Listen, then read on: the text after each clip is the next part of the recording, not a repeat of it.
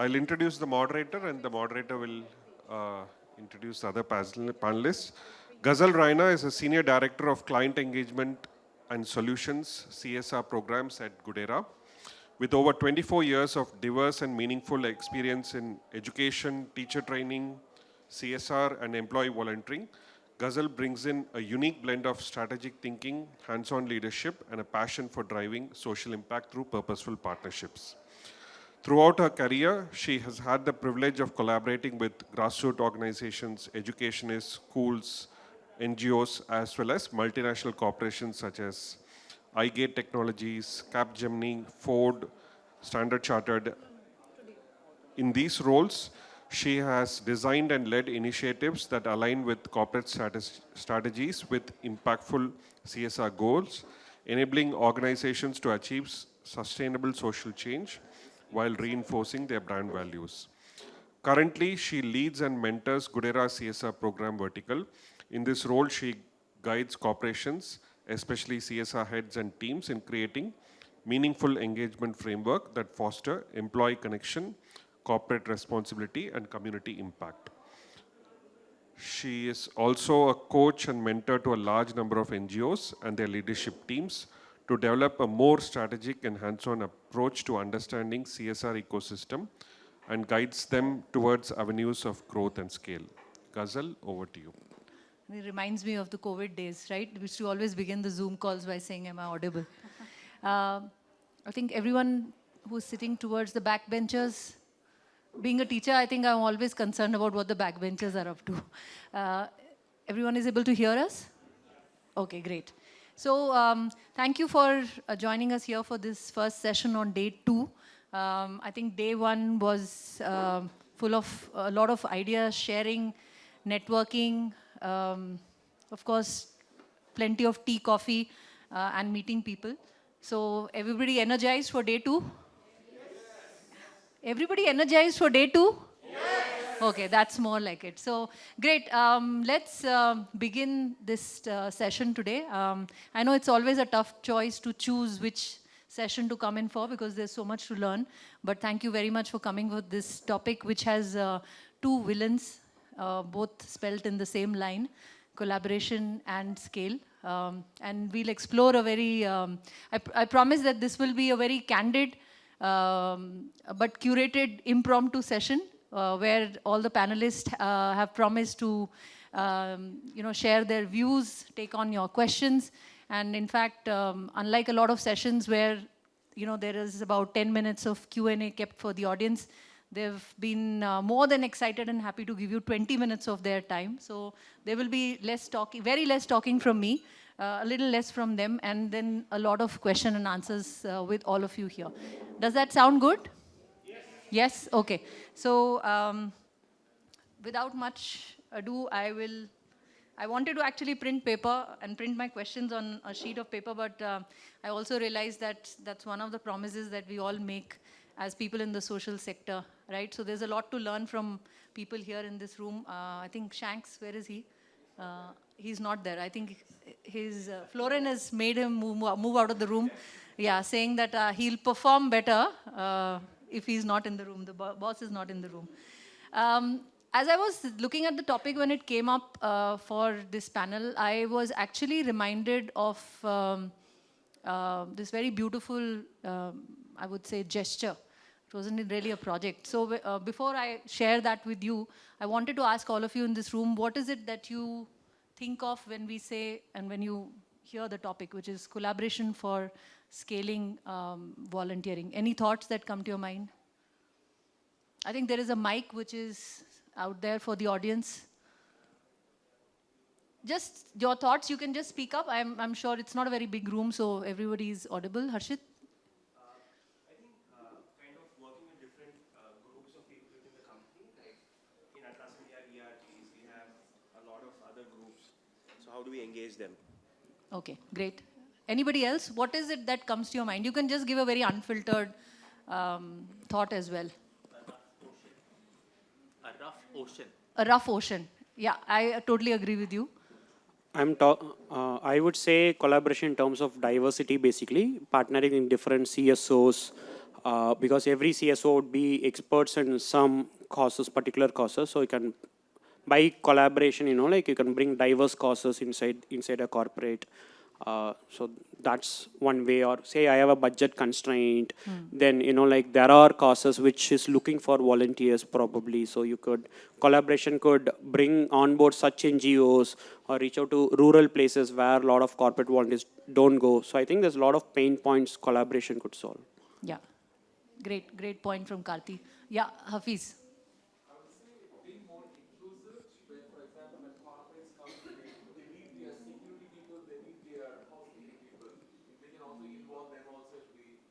Yeah, beautiful thought. Yeah, very few people think of that. Yes.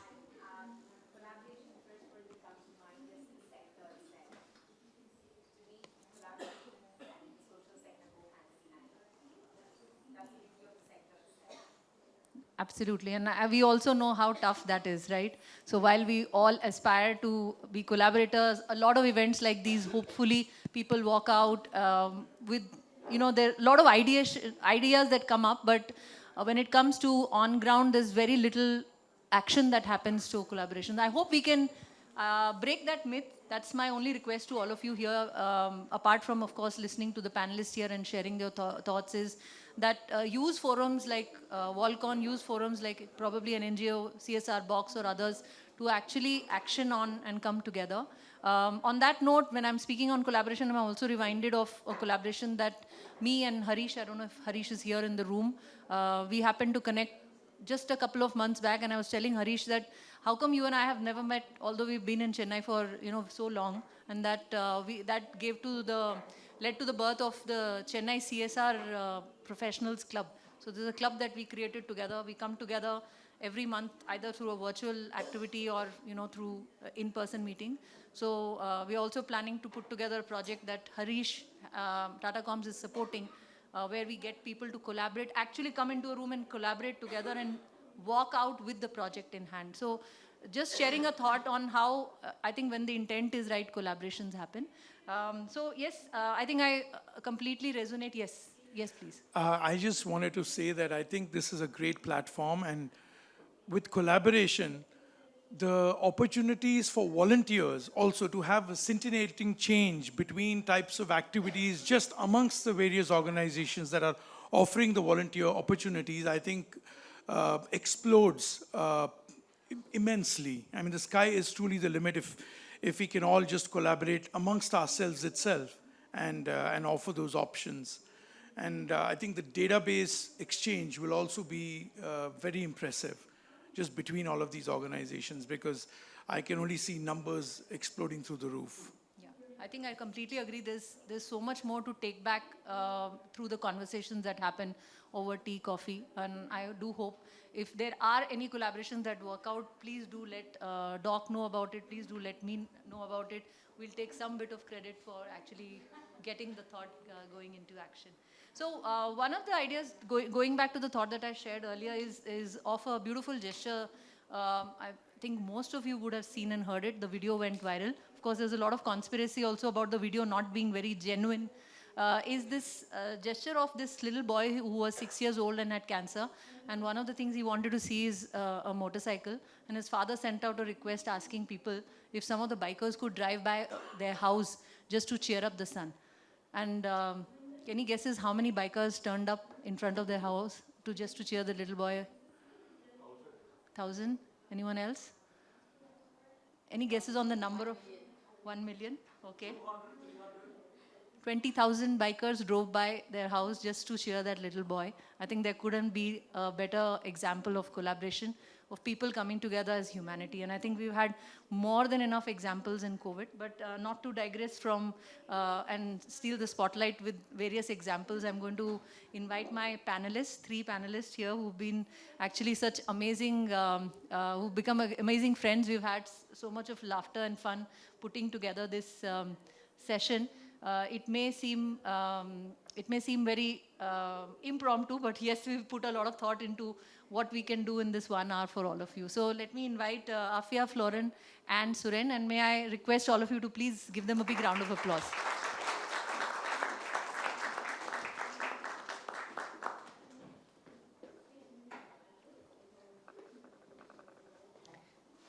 So like promised, we will have about at least 15 to 20 minutes for Q&A, so that all of you can also ask your questions, have your interactions.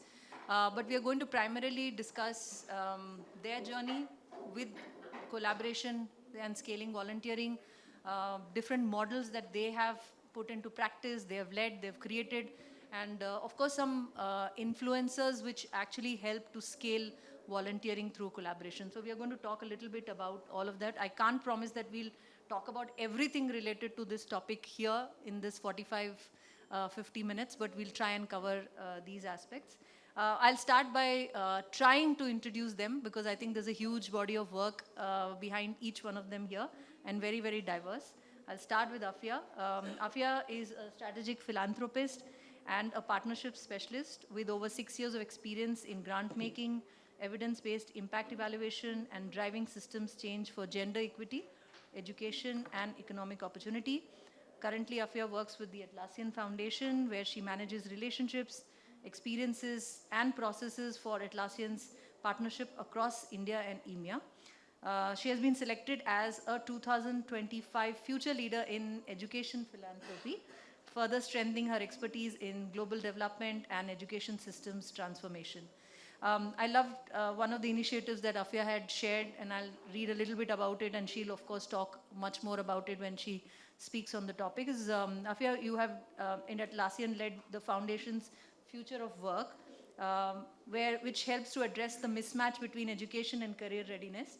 And today, many young people who come, especially from disadvantaged backgrounds, lack that exposure to career development, STEM, and financial literacy. And I think schools are currently, they're doing what they can in their capacity, but they're grossly inadequate to cover this gap. And I think this particular program helps to address it. So I think the teacher and me couldn't help but probably recognize this as a very important aspect. So I look forward to hearing more from you on that. I'll move on to Suren. Suren, if we can call you Suren, has 16 years plus of experience spanning IT, corporate social responsibility, environment, social governance. Currently, he leads the CSR and ESG initiatives at CGI, driving programs in sustainability, education, and community development. Previously, he has worked with Fidelity, Atos, and Siemens. Very impressive. At CGI, he has mobilized 15,000 volunteers, contributing 1 lakh volunteering hours across multiple cities. Yes, that truly deserves a round of applause. A key achievement includes scaling structured corporate volunteering programs and implementing pro bono tech solutions for social impact. He is also the co-founder of We the Volunteers, founded in 2011. He has led 50,000 volunteers, contributing to 3 lakh hours to causes such as education, senior care, disability inclusion, and environmental sustainability. So I really appreciate you wearing multiple hats, Suren. Last but not the least, Floran is the impact sourcing lead at Firstsource and has worked closely with skilling-based NGOs to deliver structured training programs for 2,500 youth and graduates, helping them gain employability skills and corporate exposure, and have placed around 65 graduates in employment. His area of work and expertise lie in employee volunteering, event management, impact sourcing, CSR, D&I, and climate action. So those of you who want to have more conversations, actually all three panelists have expressed a lot of interest to discuss these offline also with all of you. Floran has also collaborated with 50 plus NGOs to bring meaningful volunteering opportunities to their employees, fostering a culture of giving back and community engagement. And during his earlier tenure with Cognizant, he was successful in leading multiple business level volunteering marathons, engaging 10,000 plus employees in a single month as a testimonial to the power of collective impact. So that's really, really amazing. I know working with the business heads has not been easy. Of course, he has some very stellar work that he has been leading during the COVID times. He will be talking to you about that and how collaboration played a major role back then. So I'm going to begin the panel today by asking all of you to give us one very memorable project or one very memorable experience where you had actually led, or you were part of, let's say, a project where collaboration actually led to scaling the volunteering initiative. So maybe you could, I know it's tough to pick one given the work that you have done. So maybe Afiya, you could begin with. Thank you. Super thrilled to be part of this panel and being able to contribute. First and foremost, I think I'll just pick up from where Ghazal just have dropped that introduction about the future of work. It's a collaborative action altogether with one of our education-based partner, Teach for All Network. And if I have to pick up what sort of collaboration stood out for me was an organic, very naturally happened collaboration between not-for-profits. So as a corporate, we tend to have like more than one not-for-profit partner, right? And civic society organizations we work with. So apparently in one of our conversations when we were just developing this program, co-creating it with our partner, there was a need to think about having a part of this program where we can expose young learners, especially from the disadvantaged backgrounds, to STEM curriculum. So when STEM curriculum, it's just very broad, right? What can we do with Atlassian's core expertise that's like software development? So we thought, why not give the kids and the young learners one day full of immersion into coding.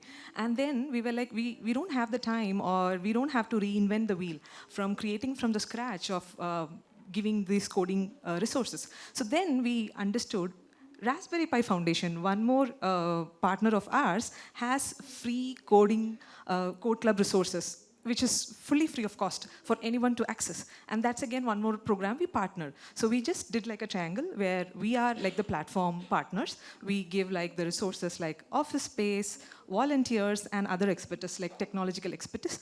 And then we have like Raspberry Pi Foundation coming in, bringing their free code club resources, and then Teach for All, Teach for India, bringing young learners to the room from their Bangalore cohort classes. So then that was a super successful session which was piloted last year. Now we are planning to scale it up with our new rewards and recognition program, which I'll be talking about in the next couple of minutes. But that's been my very favorite collaboration, because it's just like not going and reinventing the wheel, trying to understand what resources we have in place where we don't have to invest more money and more time and energy into creating something. But it's all in the place. All we had to do was bring everyone into the room, have the right prompt conversations to build that program. So that's my very favorite, simple, organic collaboration. Yeah. So good morning, everyone. So it's my honor, and I feel humbled and privileged to be here, sitting in front of you. And let me start with the gratitude. First of all, gratitude for Bangalore. For today morning, when I reached here, there is no traffic. I've been comparatively less traffic today. So thanks to Bangalore, and especially the climate. Even though it's sunny, it's not, you won't sweat here. That's another gratitude for Bangalore. And normally I am not a coat suit guy, so this is very new to me, because when I reached Bangalore yesterday, I told my uncle who is in Bannerghatta, uncle, I'm doing a session with VolCon today. And oh, okay, so how many people are coming? I told that a lot of people from corporates, NGOs, and other sectors are coming. Then you should wear a coat. Then he asked me to come to his home day before yesterday, and he gave me this coat. So gratitude to my uncle. And third gratitude is I forgot my belt. Okay, for coming this event, I forgot my belt. And my friend Rajan, he helped me with the belt today. So gratitude for him. And final gratitude is to another friend, Arun is here. So today morning I had only one idli, and I regret for it. Okay, so Bangalore idlis are very sweeter than Chennai. I have to accept it and agree. And after that, just 15 minutes back before the session, I was starving. My DTS sound is coming in my stomach. Then I was telling Arun, bro, I'm very hungry. Suddenly, within 5 minutes, he came with the sandwich. So gratitude to Arun. And final gratitude to all the audience for all the amazing work you do. Corporate beat, NGO beat, individual. So gratitude to each one of you for doing amazing work, which unites us all, right? I mean, in India, for two things people unite. One is for cricket, and another thing is for volunteering, okay? So volunteering united us all today here in VolCon. So thanks to the VolCon team here. So today's topic is scaling, and I felt that in VolCon I have collaborated with each one of the stakeholders to get my things done, being from belt, suit, everything.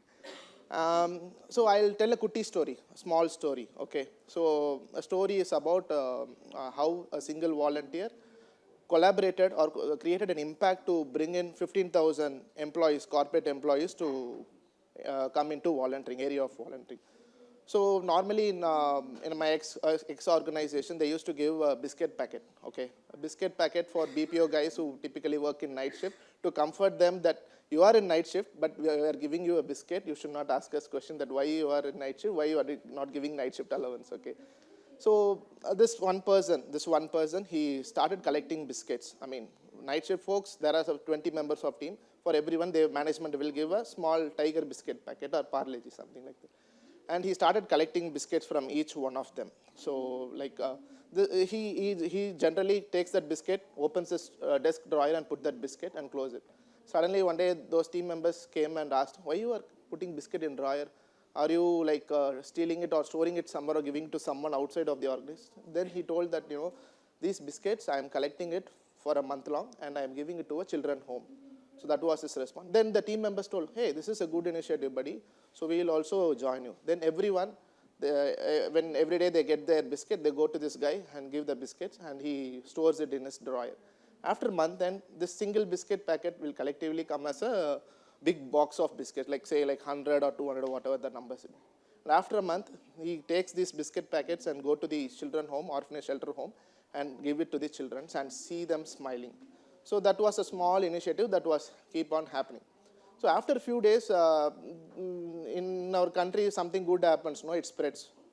But sometimes it spreads slow rather than the bad news. But this news spread across different projects, multiple other projects in that company. And people from other projects came to this guy and asking, hey, you are collecting biscuit. It's for a good cause, right? Why can't we also join? We are also ready. My team can donate around 50 packets of biscuits per day. And he started collecting that biscuits. So previously it was like 100 or 200 biscuits. Now after a few months, it's 1,000 packets of biscuits. But you can ask me what this 1,000 packets of biscuits can bring a difference.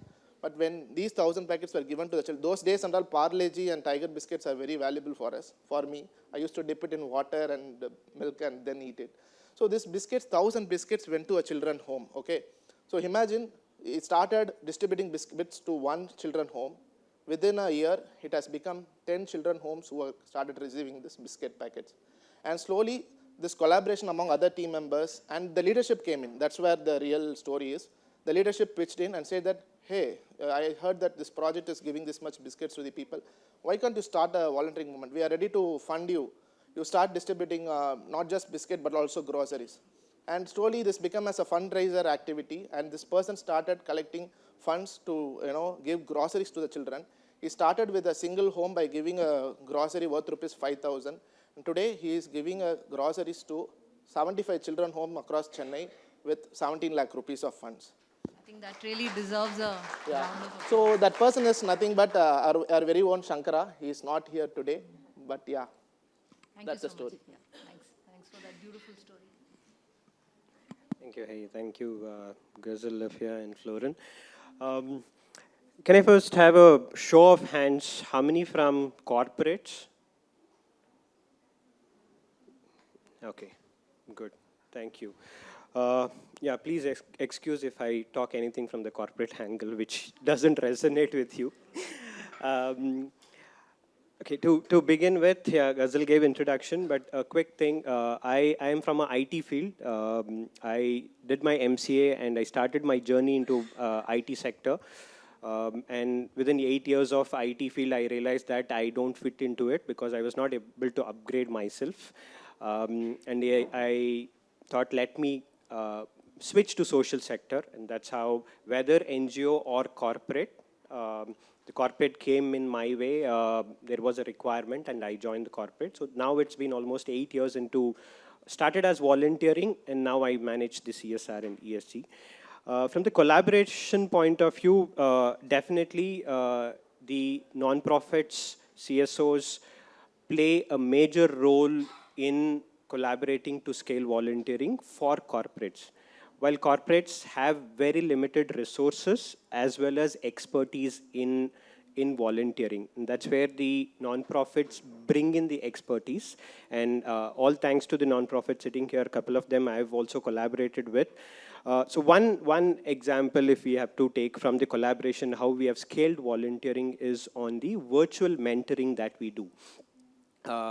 So there's a partner sitting here also. So the virtual mentoring that we do for students, predominantly for college students, initially there was hesitant from members or the employees that I'll have to give 13 hours of volunteering. Where we initially felt that that was more. But the NGO took a stand that 13 hours will make an impact, give it a try. So when we did that collaboration first, I was also hesitant. I told, can we do it for 2 hours or 3 hours? 13 hours, 13 days is quite big. But in the span of 1.5 to 2 years, we have engaged more than thousands of volunteers who have given that time for mentoring. So that I feel while collaborating for the right cause and also having the justification for what you do and taking a stand for what you do, matters a lot. Initially, there could be hesitant, but corporates would align when they see the impact. So for all the NGOs here, while you are collaborating, I would also say, take a stand on what you are core with. What is your expertise? Well, you can do some adjustments for the corporate, but it need not be completely to what the corporate wants, because you are expert in it, not us or not me.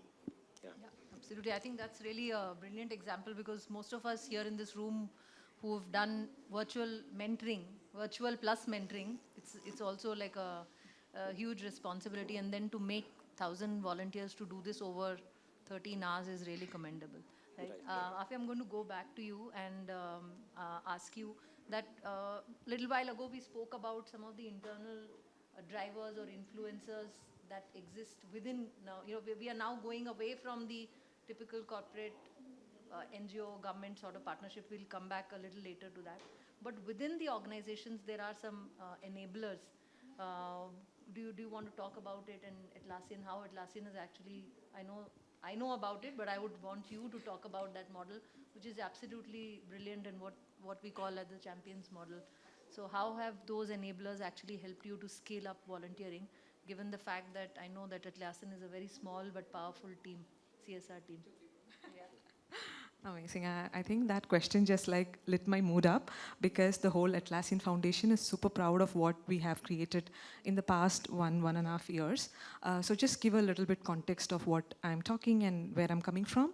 I think there are definite use cases and evidences of even corporates shifting away from looking at volunteering as just mere employee engagement to looking at volunteering as sustainable, scalable, strategic, impact-driven, long-term value creation, right? That's the direction we are all moving, and there are very definite evidences.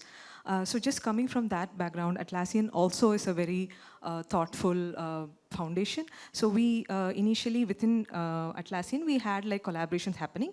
So just to roll back in time, it just organically started a small group of team being proactive and contributing and partnering with not-for-profits on their own, maybe causes they care about, or a not-for-profit which is like in their own backyard, and then they bringing the not-for-profit to a bigger room and recruiting volunteers, driving initiative, and all of that happening. And soon it just grew into a bigger team of 70+ people, and without anyone involving, or none of us, like none of the foundation teammates prompting anything. So from that, we really, it was going very well and all. And suddenly we realized with our strategic refresh also in the directions we were looking at, that isn't enough. That was not democratic. We wanted all Atlassians to be the change makers, and all Atlassians to do the actions that the 70+ people were doing. We couldn't imagine what that would mean if 14,000, 15,000 people across the globe, and also Atlassian is a work from anywhere company. So within India, we are present everywhere in all states. So imagine everyone driving and working with a not-for-profit or a cause they care about and delivering something I can deliver with this role, with the pay I get. So that was like the direction, and we figured out, we worked with our employees, and we did like immersive study on what are their motivators, why do people volunteer, and we got answers, and it is very contextually enriching study. Basically, localization was so important. Something that somebody was doing in Amsterdam doesn't matter in India. For us, it was something else, right? Our problems are different. Within India, something that works in Bangalore doesn't work in Hyderabad, right? We are so different, diversified. So just going back into the localization and tapping into what power do we have as Atlassians, having people across the globe. Let's do a program rewarding every action Atlassians wanted to do. It's not what we wanted them to do. It's basically them telling us, hey, this is why I volunteer, and this reward will make me volunteer more. So we have a rewards and recognition program in place now. I'm happy to have like deeper conversation about what it is and what do we do. And it also rolled down to this place where every Atlassian who is close to a cause wanted.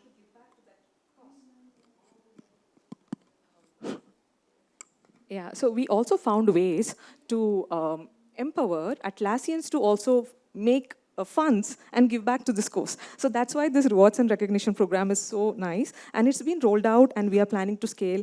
And our goal is to have 1 million foundation actions by Atlassians in the coming years. So we have a very ambitious goal, and we have developed the platform. We are en route, but that's something we are super proud, and I think we have done a really good job planning and processing that out.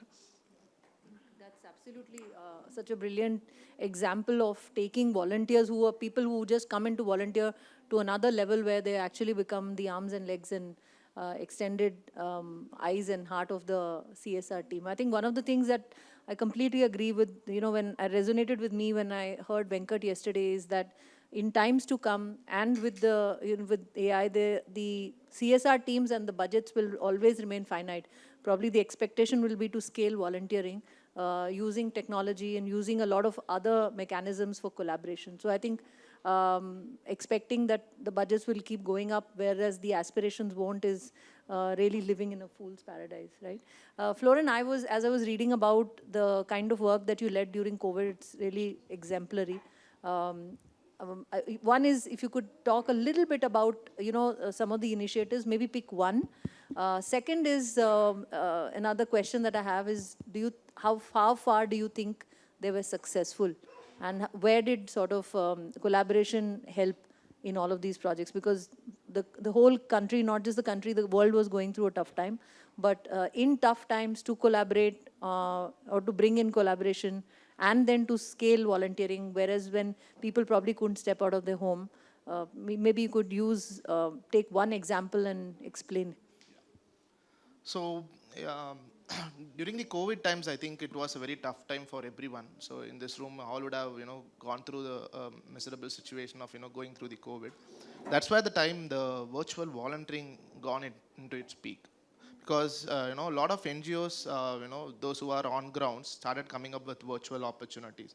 So like that, one wonderful opportunity came on us way is through Step One.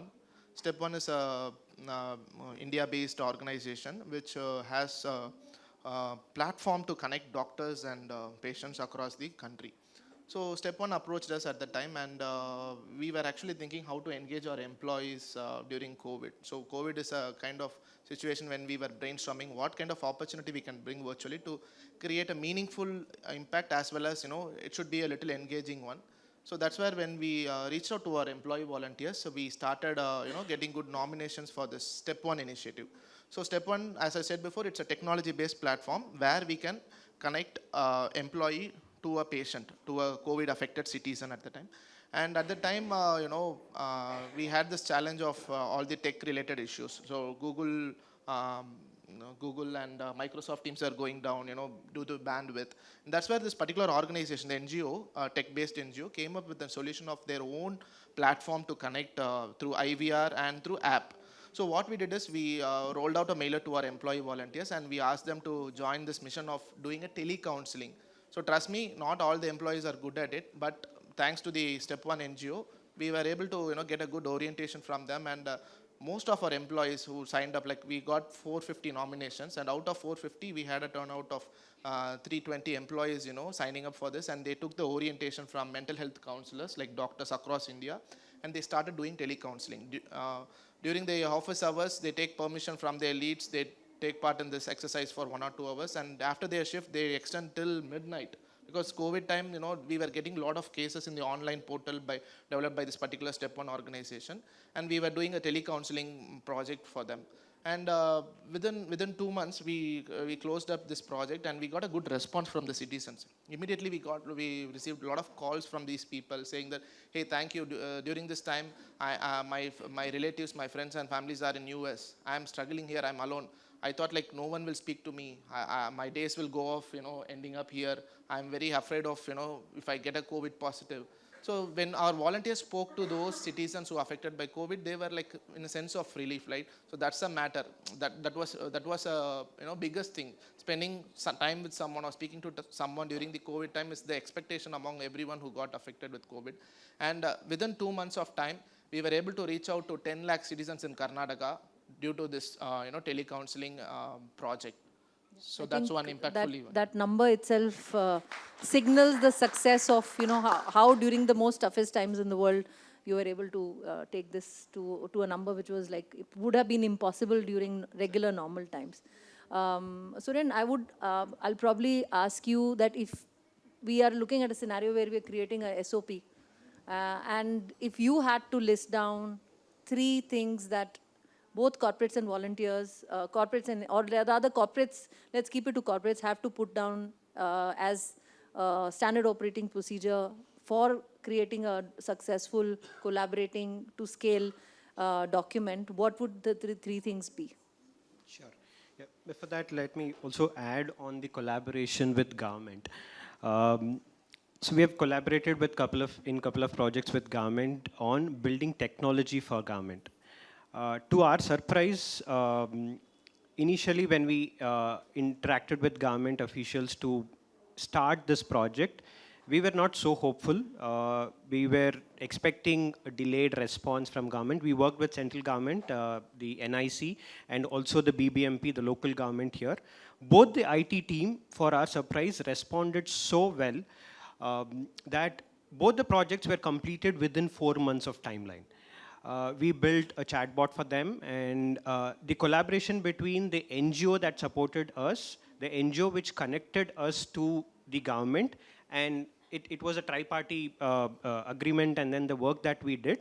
So that collaboration was so successful.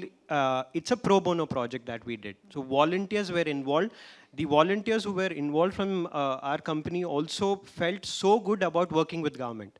That project gave us confidence that we can work with government. So one point to add here for all the NGOs is, maybe in the future, in the upcoming years, there will be expectation from corporate on how do you associate yourself to a larger impact that you do. How do you put your project involving government? We are not replacing government. We are not doing their work, but can we support government where they don't have expertise? Can your project help government where they don't have expertise, and you loop in the corporate as well to fund those projects? So that one point, adding to that, the SOPs, first is to define what is the need. Why do you want to involve volunteers? There are a lot of projects that we get where there is no definition of what is the role for a volunteer. Okay, you come, be there. But what should I do? The first point is defining the role for volunteers. If that is clear, the volunteers would pitch forward. There could be engagement more. The second is what impact it's going to make when they come over there. Okay, you give your 2 hours of time, or you give your 10 hours of time, what you give how many hours of time, what impact it makes. Can you show that after they volunteer? Can that be in your list of engaging volunteers? And then think beyond one-time events. Okay, can we, that's where my first point also was, can you take your stand on telling, this is the cause, I need volunteers for that? Not the other way. Like, okay, I will engage you in so-and-so activity for so-and-so minutes or hours. Not that way. Well, as corporates, we do ask you for engage us, our employees in so-and-so activities. That is there. But do not get diverted with that. Can you bring in the flavor? Because you work on ground. non-profits work on ground to know what is the need. Where do you need volunteers? My recent post, I was asking a couple of non-profits, can you keep funding aside and tell me the real opportunity of where the volunteers are needed? I'm not looking at events. I'm not looking at bringing in 50, 100 for 150 volunteers. I'll engage 10 volunteers, but can you tell me this is the need where I need volunteers? So try in that way. Your collaboration with corporates do not go only with funding as an opportunity. I understand funding is important. I don't deny that. But try your collaboration with corporates in a more meaningful opportunity. In my 5 years of experience currently, I have only handful of non-profits reaching out to me only for volunteering. Okay? I can count 3 to 4 NGOs that has reached out to me. I have the need for volunteers. Okay? But it's not wrong. I'm not telling that. Okay? Don't take it other way. But try collaboration. Since we are talking about volunteering, I have to talk more about that. If you have to scale your volunteering, if you have to have more number of people, corporate has people. While we tell that corporate has funding, corporate also have people. A bunch of people can come volunteer as long as you show that impact. So Yeah, I think having defining that must that be would music for ears on everyone's ears, who are especially from the NGO sitting here. We'll have more questions coming from them Yes. on how to do that, and then of course everyone will look at meeting you post this, during this and post this event as well. So I know that knowing you, you will definitely give them the opportunity. We have already, I've got a couple of reminders to start the Q&A session, but I want to tell everyone that I think there is no QR code that I can see that's coming up, or I think I can see the screen coming down, but feel free to please take this 10 seconds. I'm going to do a quick fire round here with, Suren has just sort of just led that conversation as to what is it that corporates are looking from NGOs when it comes to collaboration. I'm going to quickly ask both of you, while giving the audience 10 seconds to formulate their questions and keep them ready. If there is one solid advice for NGOs sitting in this room as to what is it that they should bring to a conversation with you, what will that be? So you have about 10-15 seconds to answer. Yeah. Giving disclaimer about timing. Yes, because I don't want to get too many reminders from and then not get a chance next VolCon to host a panel. Okay, I resonate my friend Suren's point. That's really important. So when it comes to collaboration, NGO should have a clear vision, like, what is the expectation from the corporate? Because in today's world, when we open our mailbox, we receive hundreds of emails from NGOs than the number of emails that we receive from our bosses, right? So boss mails comes 1 or 2 in a day. Like, boss doesn't, luckily my boss doesn't do micromanagement, thanks to him. Oh my God, is that? Oh, he's come into the room. You should learn that bosses will never listen to you, right? He was told to not come into the room. Come inside. He's micromanaging here. Yeah. No, I take back. Appraisal please. season is still I a couple take of back months that. away. Yeah. So the point is, when you are approaching an organization or corporate, right? So you should have a clear vision of like what is their expectation. So in Firstsource, though our fundings are limited, let me open. There are organizations who come to us only for volunteering because they know that we are in dire need of the volunteering opportunities.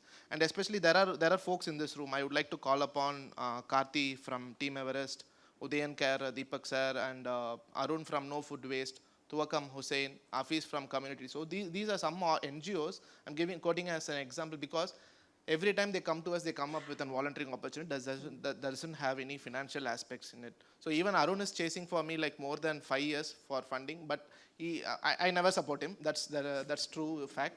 But he doesn't turn up. Like, he always gives us a monthly volunteering opportunity in his community kitchen for our volunteers. So your vision should be clear in terms of when you partner with corporate. That's what my point is. Thank you, Floran. I'll go. Afiya, you have 10 seconds. One solid advice for NGOs here. I'm generally an yapper, but then I can try and put it like short. I think, again, just like echoing to these conversations, but also trying to bring in the trust-based how we speak about trust-based philanthropy, right? Can we also talk about trust-based volunteering initiatives? You know, trust from both sides. Can the not-for-profit space trust the corporates and their ambitious goals? Can you believe that we are trying to do business responsibly? We are also coming from a good mind space, and also for the corporates to trust that not-for-profits are the experts and they know so well what they do, and we have to trust them when they say this is the need. And can we take that direction of trust-based volunteering, just like how we do trust-based philanthropy in grant making? Just like 10 seconds. Am I on Thank it? you so much. You're dot on time, right? Thank you so much. We have some questions here, and of course, if there is anybody from the audience who has a question, you can just raise your hand. We'll come with the mic to you. Okay, I see Mahesh. Mahesh, do you want to go first? So I represent Infosys Foundation. A few years back, I was in Infosys as an aircraft engineer. During that time, I was leading volunteering, during the professional time. So one quick example, there was an organization called Shankara Netralaya. Many of them would have known about it. So cataract is a disease which is more prone towards South Asian countries. And typically in India, if you come to Karnataka, the districts like Kalburgi, Yadgiri, many of them are aware, we call it as Hyderabad Kalyana Karnataka region. Even though after independence, it was ruled by Nizam of Hyderabad. Their economically background, due to many factors, either it is genetics, the environmental factors, the students over these places are more prone to get cataract. So this organization, Shankara Netralaya, wanted to screen all the students of age between 5th standard to 10th standard. But they didn't have that capacity to go and voluntarily do such activities. It's a very difficult job to go and screen 180,000 students. Somewhere they saw one of the posts which we have posted in social media telling we are okay to volunteer. And they came to our campus, they discussed, and we were very happy to volunteer. We had a very good volunteering team in Infosys who can go and volunteer. But you know, the foundation of the own organization can't spend their CSR funds on employees. That is what CSR policies say. So we requested one of the NGO, even they didn't have funds. They did a fundraising activity and they used to spend on our travel and accommodation food expense. Over 2,500 volunteers traveled across 500 kilometers from Bangalore, screened 180,000 students. Thanks, we had a very good commissioner there who also supported in all this logistics part. When we screened the students, it was more of a manual screening. We had a chart, we used to close their eyes, one eye, and we used to do. Post that, out of 180, around 12,000 or some 11,000 students, we felt that they need one more level of intervention of screening. The doctors from Shankara Netralaya came and they did the second level of screening. Post that, around 700 students really needed spectacles. Titan company gave them the spectacles. Later, around 38 students needed logical surgical intervention. Shankara Netralaya did the operations. So what I wanted to let you know is the collaboration of volunteers, the collaboration of Titan company, the collaboration of government of Karnataka, and the collaboration of Shankara Netralaya finally gave a logical closure of operating 38 students. If the volunteers were not there, how difficult was it would have been for Shankara Netralaya to screen all the students. So the purpose of volunteering is not what are we scaling, are we being a logical closure, are we reaching the goal what we wanted to. That is first thing. Also, how did it impact employees of Infosys? So that made them to get motivated. I should not see a place where I am okay to go and volunteer. Is it a real need? Should I go there? Nowadays, it has become, okay, I want to volunteer, let me see where is the opportunity. Is there a cause? Can I volunteer? Should be that. I wanted to just let you all know that this is one level of collaboration which has really helped 38 students to get operated, and our Infosys volunteers also got an opportunity to scale today.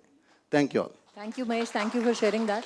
I think a lot of times there is so much of time planning that goes into achieving that collaboration. So a lot of times people don't have the patience. One advice from my side would be for CSR as well as NGOs is to have that patience. It's not easy for people to come together, shed their agendas, shed some of their failures in the past, what has happened with collaboration. Often we keep the past in our mind and say that, it doesn't happen. A social sector where people cannot collaborate. So I think the mindset is what is very important. And then to say that now, what do we do differently to make it happen? So there are some interesting questions that have come in. One of the questions here is very interesting to say that if we want to scale volunteering and we don't have a CSR budget, how do we make that happen? Anyone wants to take it up? Maybe one person, I think, I'll read some of the other questions where you could answer, because then we can cover more questions. And we have about another 7 minutes to complete our session. I feel the cause matters. Okay, what cause needs budget? Okay, there is no budget, but if you're calling for volunteers, for what purpose are you calling for? Does the cause really need budget to engage people? That analysis have to be done, I guess. At least with my understanding, 50 to 60% of the causes actually don't need money. Okay. While there is operational expense, I understand there is human resources, those things are there. But if the NGO is actually looking to engage volunteers as the core, I don't think money should be a barrier over there. As long as you okay, this is no offense to corporates, but when you give that convenience to corporates to make that arrangements, okay, corporate come, volunteer and those things, that requires more money, I feel, when you engage a corporate.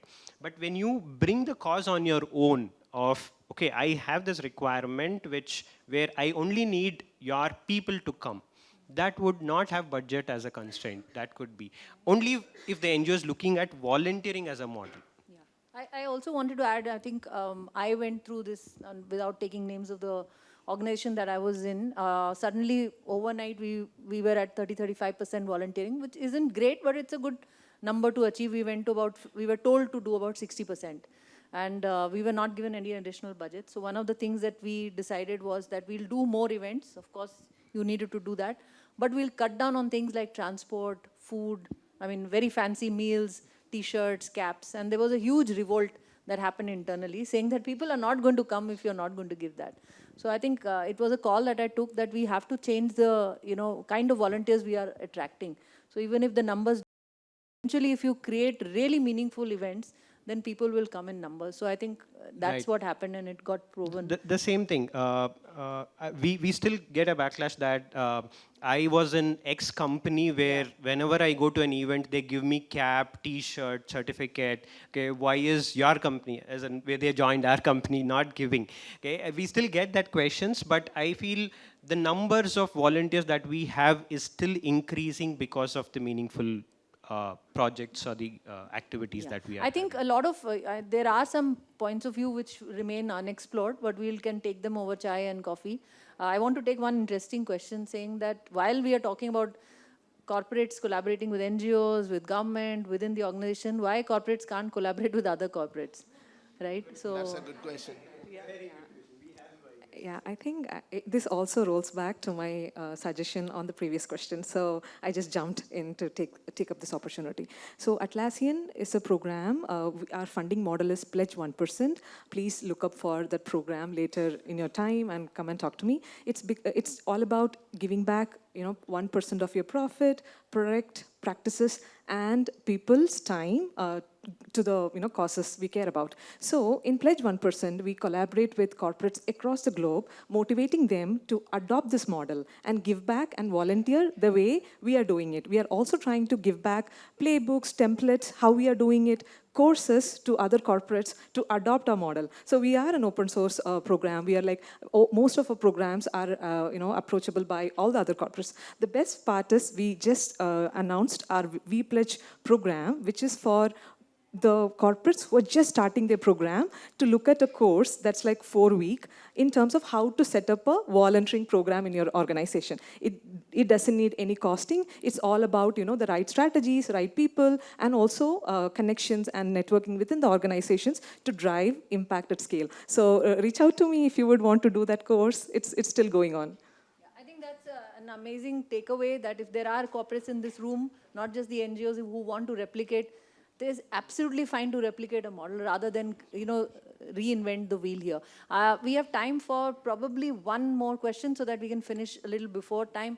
Anyone from that side of the room? Okay, if no questions, then I'll just finish on this point on collaboration. One suggestion to all the non-profits who are collaborating with corporates is, see, ours is an IT services company. So when we sell services, we have clients. If you as a non-profit working with multiple corporates, if you can figure out who our clients are, Okay, while we can also share that, but you can also see who your other clients are, who are your other corporates clients are. They will be happy to collaborate. We have collaborated with our clients in multiple volunteering projects, but this has to be driven by the non-profits. You will have to bring in one corporate, and you will also have to invite the other corporate and keep them informed that, okay, I see some connection between you both. I see that you both are working in some scale. Can we have a volunteering event together? Corporates will be very happy to do that. So last point, Ghazal. So last financial year alone, Firstsource has partnered with 112 non-profits, and out of 112 non-profits, at least 98 non-profits, we did open volunteering. That means zero funding projects. So actually, there are open volunteering opportunities available in the market, right? I mean, in the industry. So only thing is, NGO should come up with the right opportunity to the right organization. And when your intentions are good, funding does not matter. It's not a big deal, right? You will anyways get sponsor from the other organization. But when it comes to volunteering, you should not have funding as a focus, but cause as a focus. So, yeah. Okay, this doesn't mean that we are telling to do everything. Yeah. We are not in for that. We understand that there has to be funding involved, but yeah, keep this part. So while you're recommending that, I want to also ask you on behalf of the NGOs that while there may be a requirement of, coming up with events which don't require funding, how do you suggest the NGOs should sustain themselves? Because all of us know that to conduct these events is a lot of time, effort, probably a couple of resources who get engaged. So what is your recommendation, suggestion for NGOs? How should they sustain, at least monetarily, in their team to continue to give I think to this project? maybe divide it as a percentage. So have your 80% of volunteering as a funding model, at least 20% to 30%, give it as an open model. There are few NGOs already doing here, I guess. Karthi would be a right one to show that. But some percentage can be an open. That you will have to see as a long-term funding aspect. Yeah. There are a lot of NGOs who came to us as volunteers are now partners for us. Right. You'll have to see as a long-term vision of how do you engage with corporate from a non-funding model. Then you show the impact where the corporate don't have other option but to associate with you. That's how you should have to see. Yeah, I think that was a brilliant takeaway, very aptly sort of ends the session here today. So firstly, thank you so much for filling up this room with so much energy, question, ideas. I know a lot of you were coaxed into coming into this room, but I hope it has been well worth the time. So I think I'll give back 2 minutes back to the organizers for any questions. There is a feedback form which Doc is very, very hawk-eyedly, monitoring. So he's checking who's giving the feedback or not. So please make him happy at the start of day 2. Fill in your feedback. If you think there could have been other aspects of this same topic which could have been covered, please do let us know. Next year we can take up all of those dimensions. Thank you so much.